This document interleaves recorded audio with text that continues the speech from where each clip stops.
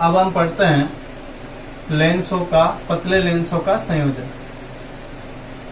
पतले लेंसों का संयोजन यानी कि कॉम्बिनेशन ऑफ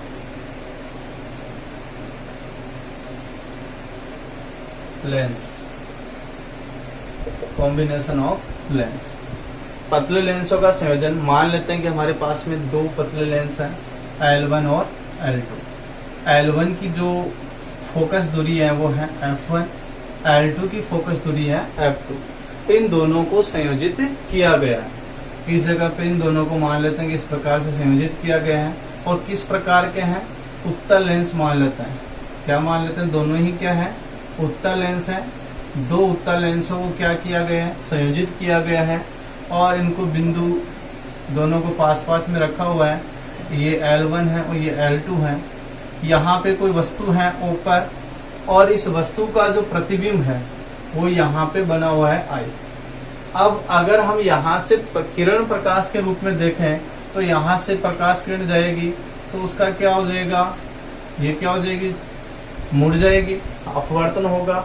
ऐसे ही दूसरे वाले से अपवर्तित होगा। तो पहले तो एक प्रतिबिंब तो यहाँ बना है, इसके द्वारा ये प्रतिबिंब हमें दिखाई नहीं दे रहा है। प्रतिबिंब हमें ये स्पष्ट दिखाई दे रहा है क्योंकि अंतिम जो अपवर्तन है, अंतिम जो क्रॉसिंग है वो कहाँ हो रही है? आई पे हो रही है। और फर्स्ट टाइम पे कहाँ होती है? आई डैश पे है। तो आई डैश वाला हमें दिखाई नहीं देगा, हमें दिखाई कौन सा देगा? आई दिखाई देगा, क्योंकि ये क्या है? संयोजन का एक प्रतिबिंब है। और ये जो आई डैश है वो क्या है? लेंस L1 द्वारा बनाया गया है। और आई जो है वो इसका फाइनल है, जिसके अंदर L2 भी शामिल है। तो यहाँ पे हम एक चीज और ध्यान रखना है कि प्रथम जो लेंस है उसके द्वारा बनाया गया प्रतिबिंब, प्रथम लेंस के द्वारा बनाया गया प्रतिबिंब जो है वो दूसरे लेंस के लिए बिंब का कार्य करता है। बिंब का कार्य करता है, ये बात आपको नोट रखना है कि प्रथम जो लेंस है उसके द्वारा बनाया गया प्रतिबिंब दूसरे लेंस के लिए बिंब का कार्य करता है। यहाँ आप देखोगे कि पहला जो प्रतिबिंब है वो क्या है? आई डैश है। मतलब ये प्रतिबिंब की V1 हो जाएगा यहाँ से V1। और ये किसके लिए बिंब का कार्य करेगा? L2 के लिए बिंब का कार्य करेगा। मतलब ये प्रतिबिंब बिंब दूरी भी है, दूसरे लेंस के लिए बिंब दूरी है। इसके अलावा ये O से क्या हो जाएगा? यहाँ से ये यहाँ से क्या है? बिंब दूरी है लेंस 1 के लिए। तो ये यहाँ पे ओरिजिनल के अंदर कहाँ रखा हुआ है? तो इसको U। अब जो अंतिम जो प्रतिबिंब बना हुआ है वो कहाँ बन रखा है? आई पे बना हुआ है। तो अंतिम प्रतिबिंब क्या हो जाएगा? V2। और ये यहाँ क्या हो जाएगा? इसको V द्वारा भी दर्शा सकते हैं। मतलब फाइनल V आया। अब लेंस उत्तर जब हमने देखा था, लेंस उत्तर क्या आया था? 1/V माइनस 1/U बराबर 1/F। हम L1 लेंस के लिए बात करें, L1 लेंस के लिए बात करें तो L1 लेंस के लिए क्या होगा? 1/V1 माइनस 1/U1 बराबर 1/F1। अब यहां से आप देखोगे कि जो U1 है वो U बन रहा है। U1 क्या बन जाएगा? U1 है वो U बन रहा है। इसके अलावा V1 जो है वो क्या बन रहा है? U2 बन रहा है। V1 को V1 रख लेते हैं, यानी कि V1 को, और U2 के अंदर आप लिखना चाहते हो U2 लिख लो। V1 को V1 रख लेते हैं, क्योंकि फिर आगे जो नेक्स्ट वाले में हम चेंज कर लेंगे। U2 बराबर क्या रख देंगे? V1 रख देंगे। तो ये यहाँ रखा जाता है। तो क्या आ जाएगा? 1/V1 minus 1/U। U1 क्या हो गया? U हो गया। तो माइनस 1/U और बराबर में क्या आ जाएगा? 1/F1। आगे चलता है लेंस 2 के लिए, लेंस L2 लेंस के लिए, या लेंस L2 के लिए। L2 लेंस के लिए देखें तो क्या हो जाएगा? यहाँ पे 1/V2 माइनस 1/U2 बराबर 1/F2। यहाँ पे आप देखोगे V2 क्या है? V2 क्या बन रहा है? V बन रहा है। मतलब फाइनल जो अंतिम प्रतिबिंब है वो कहाँ है? V पर है। इस जगह पे I पे बन रखा है, तो क्या हो जाएगा? V। इसके अलावा यहाँ पे देखोगे U2 क्या बन रहा है? प्रतिबिंब दूरी क्या बन रही है? यहाँ पे बिंब दूरी क्या बन रही है, v1 के बराबर हो रही है। तो ये वैल्यू अगर हम यहाँ रखते हैं तो 1/v माइनस 1/v1 बराबर 1/f2 समीकरण नंबर 2। अब समीकरण नंबर 1 और समीकरण नंबर 2 को क्या कर दिया जाए, जोड़ दिया जाए। समीकरण नंबर 1 प्लस समीकरण नंबर 2, इन दोनों को जोड़ा जाए तो क्या आ जाएगा, 1/v1 minus 1/u plus 1/v minus 1/v1 और यहाँ क्या आ जाएगा 1/f1 प्लस 1/f2। ये इसका लेफ्ट हैंड साइड हो जाएगा, ये दोनों जुड़ जाएगी लेफ्ट हैंड साइड और इधर राइट हैंड साइड जुड़ जाएगी। यहाँ से आप देखो ये 1/v1 क्या है, प्लस का है और ये क्या है 1/v माइनस का, कैंसिल हो जाएगा। इसको थोड़ा सा ठीक लिख लेते हैं तो क्या आ जाएगा 1/v अपॉन ये माइनस 1/u बराबर में क्या आ जाएगा 1/f1 प्लस 1/f2। ये क्या है, ये वापस से क्या बन के आ रहा है, लेंस सूत्र बन के आ रहा है और लेंस सूत्र बराबर क्या रख सकते हैं 1/f। ये 1f क्या आ जाएगी, संयोजन की संयुक्त फोकस दूरी। तो इसको हम क्या लिख सकते हैं यहाँ पे कि 1/v माइनस 1/u क्या है 1/f है, जहां f क्या हो जाएगा संयोजन की संयुक्त फोकस दूरी, संयोजन की संयुक्त फोकस दूरी। अब यहाँ पे इस f के बराबर यहाँ मान रखते हैं तो क्या आ जाएगा 1/f बराबर क्या होगा, संयुक्त फोकस दूरी या प्रभावी फोकस दूरी या पूरा संयोजन की जो फोकस दूरी है उसको हम क्या रख देंगे, संयुक्त फोकस दूरी बराबर 1/f क्या आ जाएगा 1/f1 प्लस 1/f2।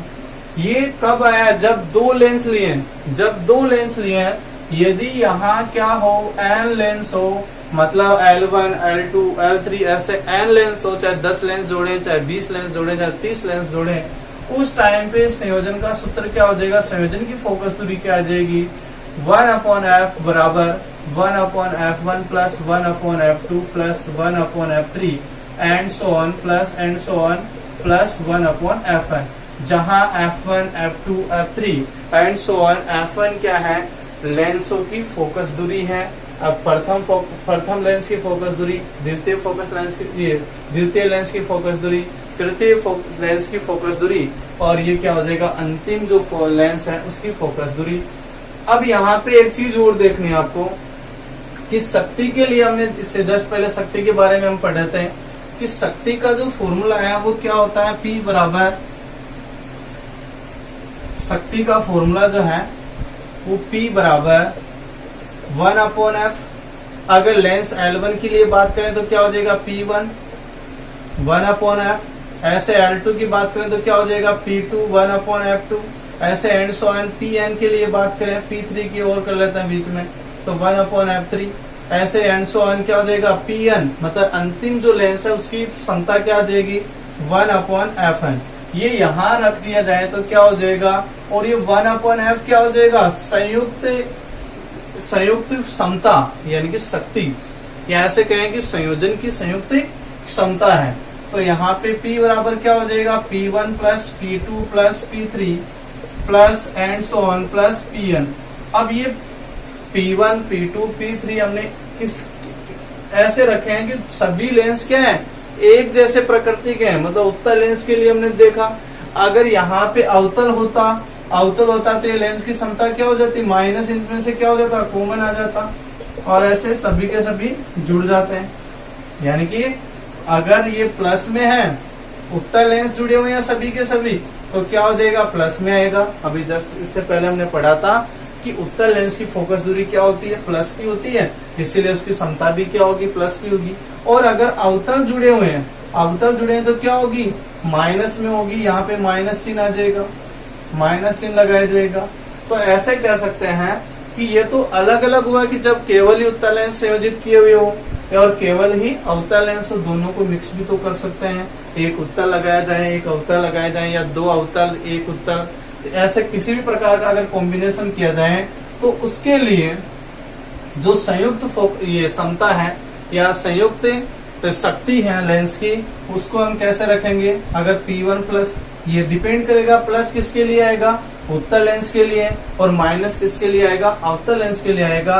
तो plus minus P1 plus minus P2 plus minus P3 plus minus and so on plus minus Pn, ये क्या हो जाएगा, एक जनरल फॉर्मूला हो जाएगा, यानी कि एक व्यापक सूत्र हो जाएगा लेंस की समता, जो किसके लिए है, लेंसों के संयोजन के लिए है। तो यहाँ तक आपको समझ में आया होगा।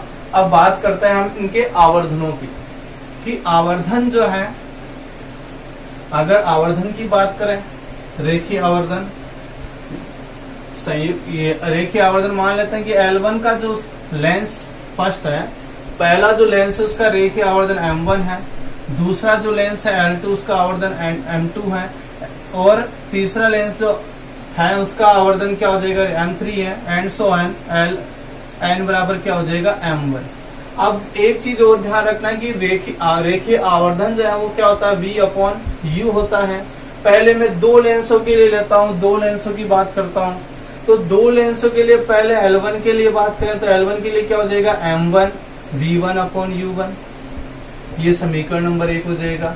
ऐसे L2 लेंस के लिए क्या हो जाएगा, M2 बराबर V2/U2।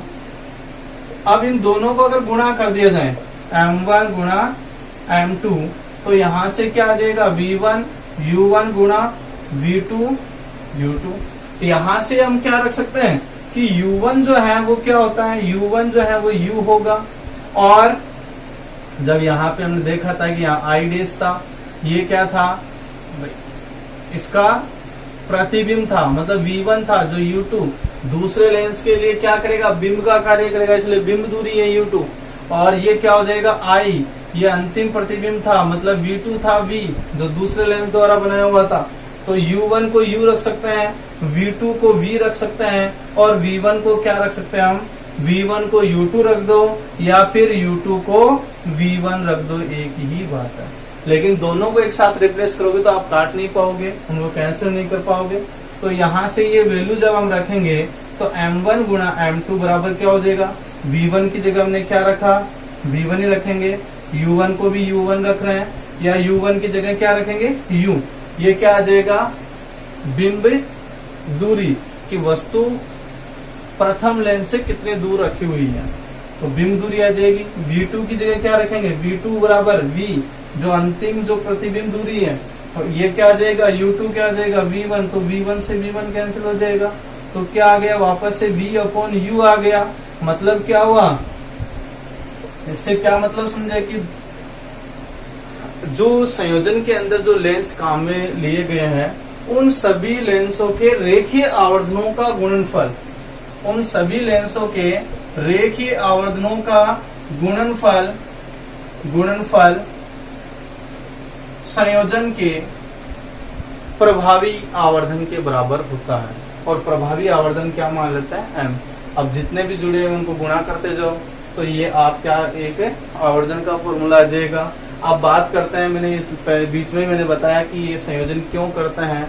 तो संयोजन हम दूरदर्शी, ये कैमरा, अच्छे कैमरे, अच्छे दूरदर्शी, और प्रतिबिंब की तीव्रता, प्रतिबिंब का आकार बढ़ाना हो, प्रतिबिंब का आकार घटाना हो, अपनी आवश्यकता के अनुसार अगर हमें प्रतिबिंब की तीव्रता में, प्रतिबिंब के आकार में, और प्रतिबिंब की जो क्लियरिटी है उसको चेंज करना है, तो हमें लेंसों का संयोजन करना पड़ता है। इसके अलावा अगर कोई चश्मा की दुकान पे अगर गया था, कोई जाके आप लोगों में, आप में से कोई आया होगा, वो चश्मा लगाता है तो उसके आगे लेंसों का संयोजन करता रहता है। वो बोलता है कि अब क्लियर दिख रहा है, फिर वापस उसको हटाता है, फिर आगे दूसरा और लगाता है, अब क्लियर दिख रहा है।